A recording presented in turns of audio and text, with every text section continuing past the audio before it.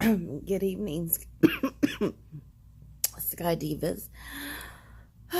Your girl is down. She is coming down with something. I don't know what it is, but it hit me early this morning, day 2 of my 2-day trip. And I don't know, it could be the germs from the plane, all the different people, the different climates.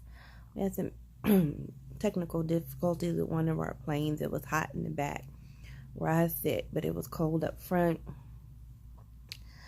So now my throat hurts. I feel like I have a big ball of something sitting here, breaking out in hives because of my autoimmune system. So I'm scratching my head everywhere, and I couldn't eat anything because my throat hurts. So I'm saying this, you guys. I know some of you getting ready to go off to training. Take you some emergency. Take you some vitamins. Take you some Dayquil or something like that. Because while you're in training, you're going to be in there for long hours. Sometime around people you're living with, 3 and 4 people. And take you some hand sanitizer. I read somewhere that some guy failed a test because he was sick. He got sick while at training, and he failed his first test, and then day 2 you get a retake, and he failed that one. I don't think it was with our airline because he said that he had to get a 90 and he made it 87, so that's not us. But he said he was so sick, all he wanted to do was just lay down. He couldn't concentrate or whatever. And I completely get that. I am going to look like a chia pet in the morning because I don't even feel like getting up, washing my face, combing my hair, twisting it up, put on my scarf. I walked in this door taking off my clothes, and the girl I'm flying with came in and she said, "Oh, it's warm in here." And I am freezing. And that's why I got on this wool ass gown that my sister got me for Christmas. Because I am so cold. No fever yet, thank God. Because I don't want to have to call off. I still got 2 more days to go. And I took a 1 Benadryl for my hives, and I'm thinking about getting up and going next door to the corner store to get something to take for this cough, and I have tea. But as long as I don't get a fever, I will be okay, hopefully. So take care of yourself and take you some medication to training, so that this won't happen to you, because once you start flying, and take you some Sudafed before you start flying too. That's going to help with your ears. That helped me. I found out the hard way, but eventually it helped until I got adjusted. So, and I'm feeling like I'm getting hot now. This is not going to be cute because unlike when I was in Chicago, we always flew. Like, you left Chicago, you would go here, you come back to Chicago, then you would go there, you come back to Chicago. You always came back to Chicago. And so if you got sick or something, then it's easy to just get off in Chicago and they'll have a reserve or somebody else pick up your trip. We're not going back to Dallas until the day after tomorrow. Good thing about it is we only have 2 legs. We only had 2 legs today. And I swear to God, they were the longest 2 legs ever. Even though they were short flight because I wasn't feeling well, we were so drained when we landed today. It was like, I guess because our first night was 5 legs. Everybody was tired. Everybody was talking about going to sleep. And I'm to be up at 3 o'clock in the morning to be downstairs for 4:30. But I am gonna try to get the strength to get up and go take a shower and wash my face. Now, if I don't get to this hair, I got old Sasha in my bag. I'll throw her on because I just don't feel like doing it. But I don't like sleeping with makeup on either.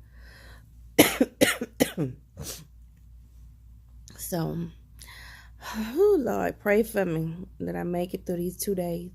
And then when I end this trip on the 14th, I actually picked up a trip on the 15th, a stand-up that's going to Manhattan. Now, for some of you are not familiar with a stand-up, they call them a stand-up because it's short for sleep standing up. Because basically you leave like at 9, 10 o'clock at night. You go to wherever you're going, and then you're back up at 3 o'clock in the morning. So, and sometimes I remember I've done them and I didn't even go to sleep. I just laid in the bed with my uniform on because you have to get right back up. So I picked up one from the 15th to the 16th. So I'm not going home until the 16th. So I hope I can make it till then. But someone asked me also what plane was I flying and which one was my favorite. Well, today, this trip I'm on the 700 because, in Dallas, we only fly the 700s and the 900s. But when I was in Chicago, I hated the 700 because when you are the aft, the flight attendant in the back, your jump seat is in between.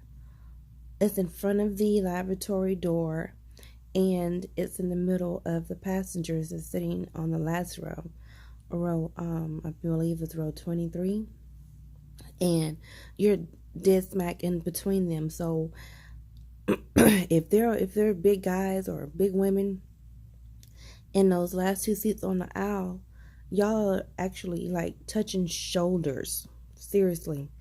So I don't like that 700. I don't like that one back there, and it gets hot back there.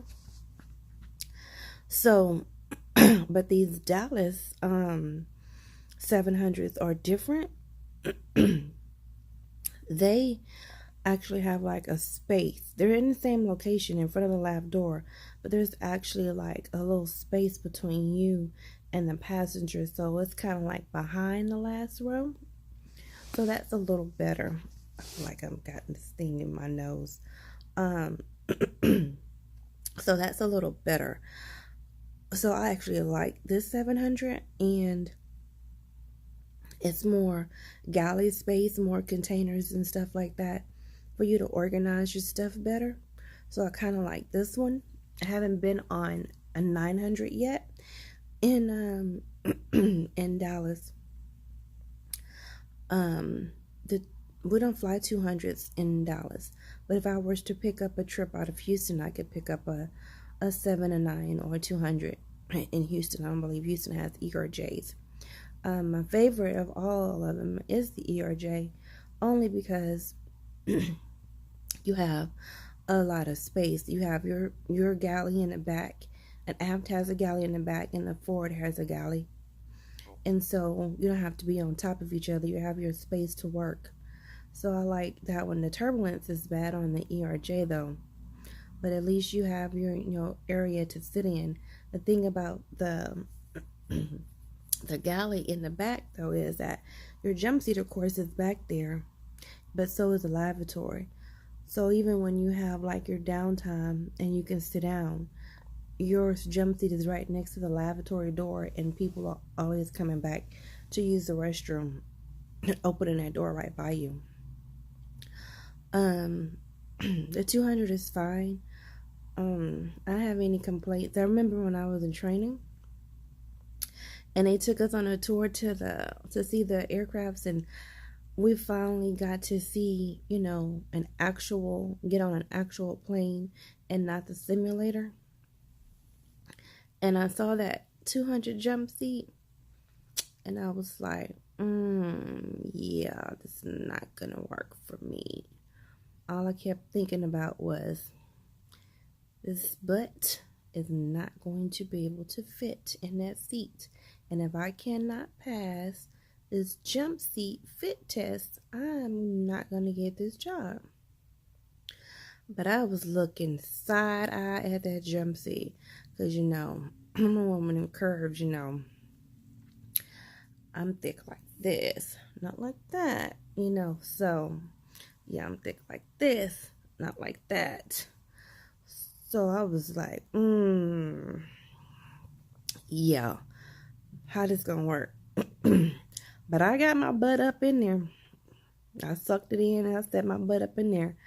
And then when we had to do service, and you had to pretend like you were on a 200 and you're pushing a little cart down this little aisle with all these passengers like sitting in they lean in the aisle, and I'm walking and I'm pushing this cart and I'm going, excuse me, excuse me, excuse me, excuse me, because my big old butt knocking folks over. And now it was funny in training, but even so now when I do it, I'm like, excuse me, coming through, nothing but love, hips coming through. And they just laugh or whatever, but I can't help it, honey. It is what it is. But all the other jump seats are fine. It was just that 200 that I was suspect about. I was like, Me and a couple of other girls in my class who were, on the heavier side, was looking at each other, giving each other that look, going, I don't know how this is gonna work. But it worked. I'm here. I's here now. So anyway, I am going to go try to build up the strength to wash my face and take a shower and twist this hair up before I be looking like Nettie and Celie in the morning. And be on this plane at 4:30 and passengers looking at me like I'm crazy. But I'm hoping that it just doesn't get worse and I can make it through the rest of my trip, because I'm going to Baton Rouge tomorrow. They're in Panama City Beach. I haven't been outside, I ain't done nothing. The driver picked us up. I was leaning over in the van like I just wanted to go to sleep. And she was talking and talking and talking. I mean, she talked the whole 30-minute ride. I just wanted to say, oh, please stop talking. But that was the sickness coming on. But anyway, guys, take your vitamins, your emergency, your tea. Get you some medicine. When I say like Dayquil, because we can't take medicine 8 hours prior to a duty day. So when you're in training, you have to consider that as a duty day. So you can't take that while in class. It's like you got to treat it just like you at work at the duty day. So 8 hours prior to you having to go to training, you can't have any certain types of medications or liquor or drugs in your system. So I said get you some of the ones that doesn't have that strong stuff in it that's gonna put you to sleep. People did get sick in our class, and we just segregated them, or we quarantined their butts away from everybody. But it was rough, because I know what it's like. You just want to be in bed all day like I am now. Throat hurt, coughing. I feel my nose trying to get stuffy. I feel like I'm getting warm. I have bad gas. I'm like, oh my God. So, all right. It was nice, and I will talk to you guys again. Good luck again, and congratulations.